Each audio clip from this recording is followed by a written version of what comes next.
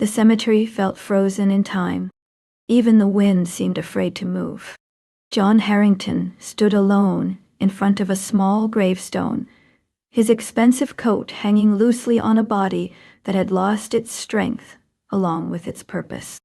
The name carved into the marble burned his eyes. Isabella Harrington, his daughter. Hang Kang Kai Hai De Hai. Karen. 2 months gone, yet the pain still crushed him like the first night. Slowly, he dropped to his knees. His hands trembled as his fingers traced the engraved letters. "I'm sorry," he whispered, his voice breaking. "I should have been there. I should have saved you." His words dissolved into sobs that echoed softly through the empty cemetery. Once a powerful businessman feared by competitors, John was now just a father begging a stone for forgiveness. Isabella had gone away for a weekend, just 2 days, at a remote cabin owned by her stepmother, Stella. Everyone said it would be good for the child.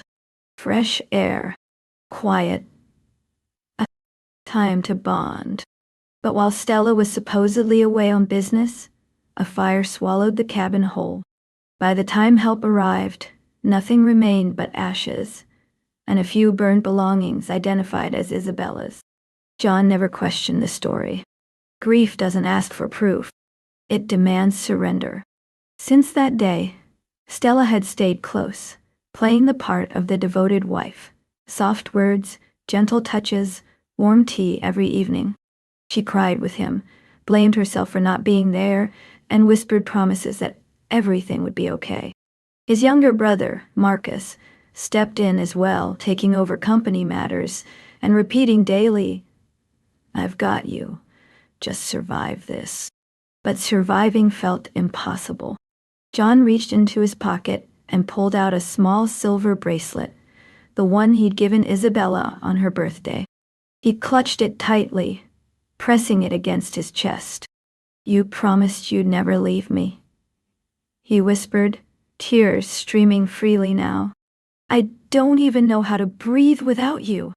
What John didn't know was that he wasn't alone.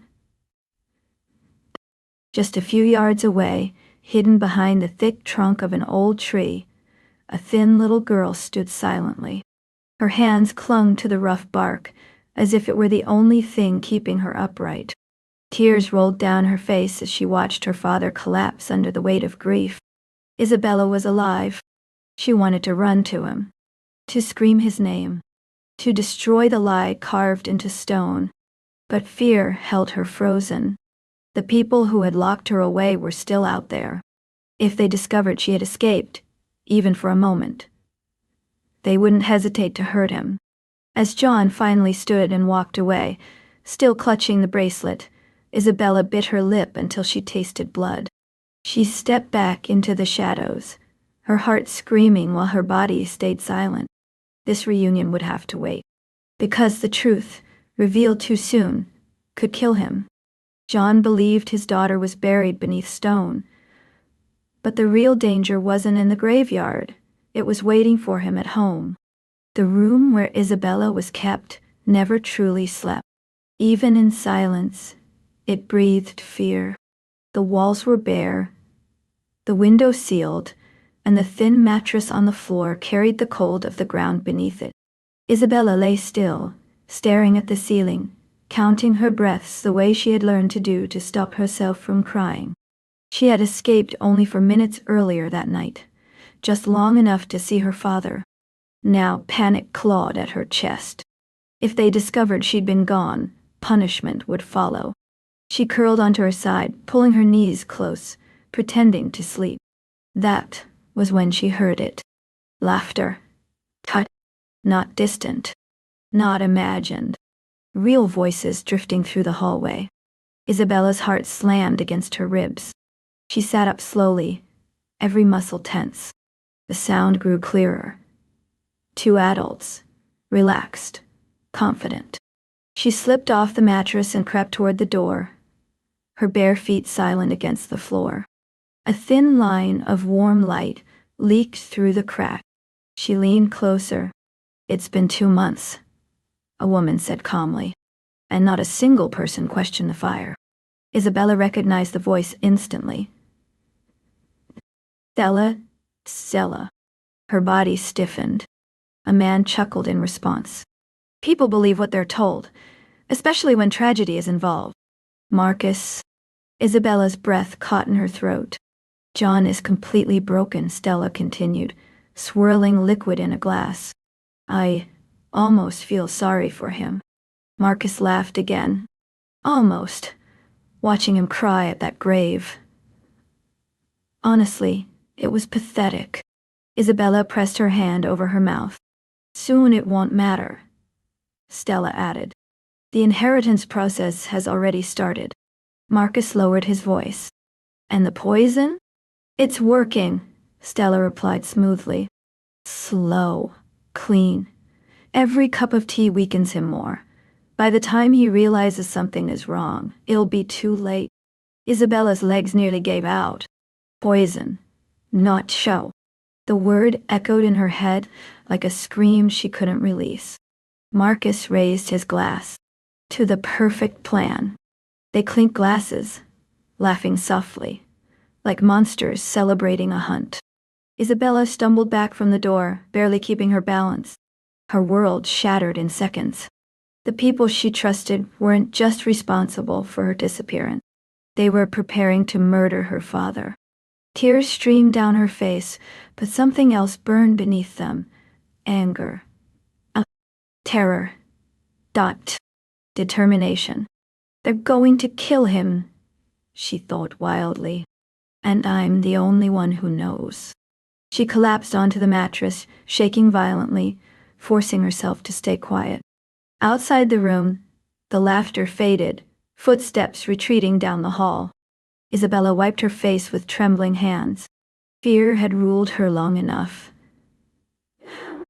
If she stayed silent, her father would die believing she was buried in the ground. If she ran, she might save him. She stared at the door, her heart pounding with a decision that could cost everything. Isabella now knew the truth. But escaping again meant risking her life. And revealing it too late would cost her father his. The decision was made before fear could stop her. Isabella waited until the house fell completely silent. No footsteps. No voices. Only the low hum of the night pressing in from outside. Her heart beat so loudly, she was sure it would give her away. Slowly, she slipped off the mattress and moved toward the back window she'd noticed days earlier. The wood was old. The lock rusted. She pushed. The creak sounded thunderous in her ears. Isabella froze, holding her breath. Seconds passed. Nothing. Gathering every ounce of courage she had left, she squeezed through the opening and dropped onto the cold ground outside. Pain shot through her feet, but she didn't cry out. She ran. Branches whipped against her arms. Stones cut into her soles. The forest seemed endless, each step fueled by one desperate thought. Dad is in danger. She didn't stop until the trees thinned and city lights appeared ahead like a promise. By the time she reached the iron gates of her father's mansion, Isabella was shaking, filthy, and barely standing. She raised her fist and knocked. Once, twice. Then collapsed against the door. Footsteps approached. The door opened. John Harrington stood there, hollow-eyed and pale, his grief carved deep into his face. He looked down and froze. Time stopped. Isabella? His voice was barely a sound. She fell into his arms. John dropped to his knees, holding her as if she might disappear again if he loosened his grip. He sobbed openly, pressing his face into her hair. You're alive. You're alive, he repeated, as if saying it enough times would make it permanent. For a moment, nothing else mattered. Then Isabella pulled back, gripping his shirt with urgency. Dad, listen to me. We don't have time. John frowned, confused. What are you saying? Where have you been? They lied, she said, tears streaming. The fire was planned. Stella and Uncle Marcus did this. John stiffened. No, that's impossible. They kidnapped me, Isabella continued, her voice shaking but determined. And Dad, she's poisoning you. The words hit like a physical blow. John staggered back, memories flashing. His weakness, the dizziness, the strange taste in his mouth every night. Rage replaced disbelief in his eyes. They're trying to kill me, he whispered. Yes, Isabella said, and they're close. For a long moment, John said nothing. Then, his expression hardened. He knelt in front of her, gripping her hands tightly. They think I'm already dying, he said slowly. So we'll let them believe it. Isabella stared at him. What? I'll pretend the poison is working, John continued. I'll look weak. I'll disappear from public view. And when they think they've won, we expose them. Her heart raced. And me? John's jaw tightened. You'll have to go back, just for a short time. Fear flashed across her face, but she nodded. They embraced again, not as victims, but as allies. The war had begun. John was about to fake his own death, and the people who buried his daughter alive were about to celebrate their greatest victory. John Harrington became a ghost long before the world believed he was dead. He canceled meetings, shut down public appearances, and retreated behind the gates of his mansion. Rumors spread quickly. Fatigue, illness, stress. His once commanding presence faded into whispers of a man on the edge.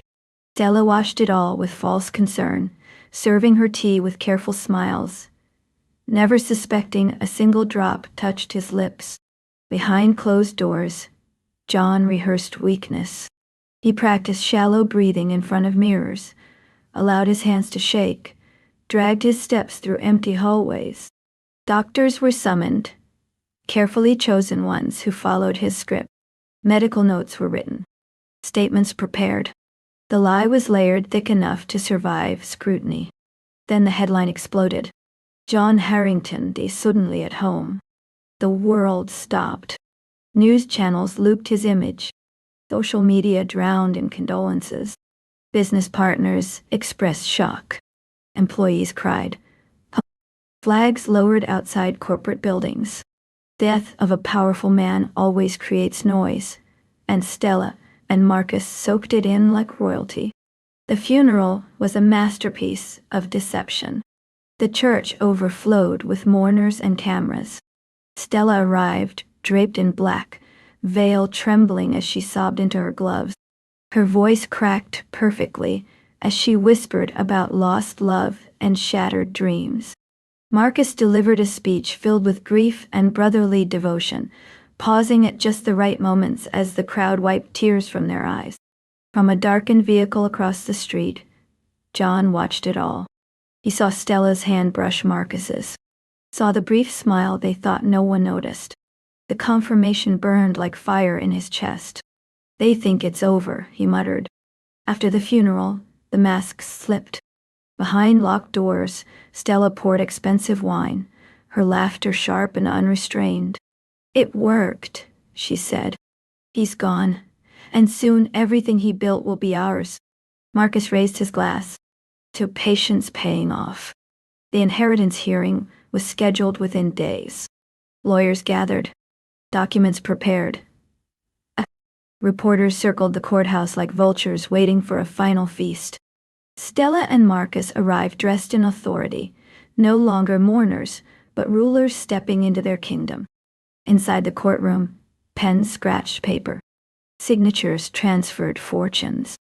Stella's lips curved upward as she wrote her name. Marcus leaned back, already imagining his future. The judge cleared his throat. And then, boom! The courtroom doors slammed open with violent force. Gasps erupted. Chairs scraped back. A man walked in, alive, unbroken. John Harrington. At his side, holding his hand, was Isabella. Stella screamed. Marcus staggered. The lie shattered in an instant.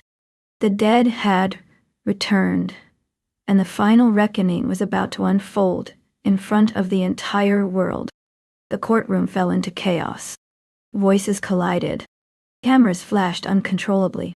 Stella stood frozen, her scream caught in her throat, while Marcus gripped the table to keep himself upright.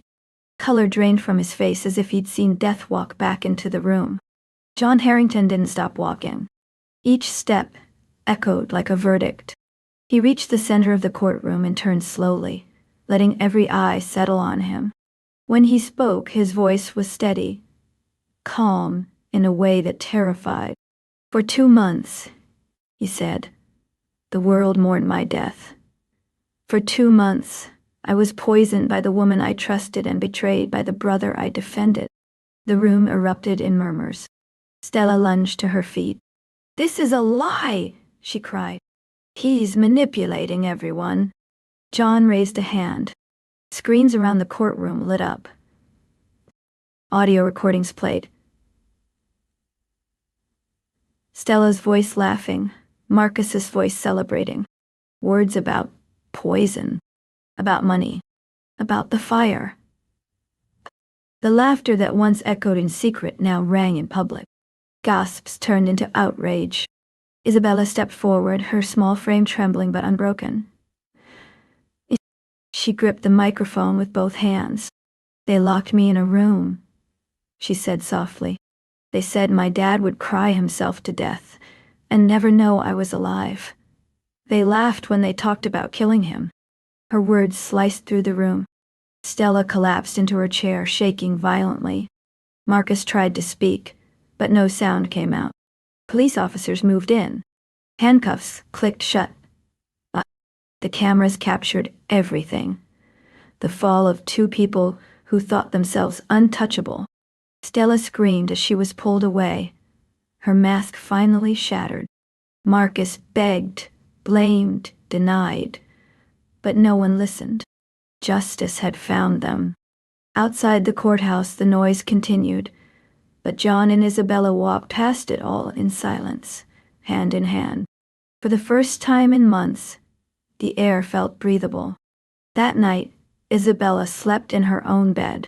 John sat beside her, watching the rise and fall of her chest like it was the most precious thing on earth. The mansion no longer felt like a tomb.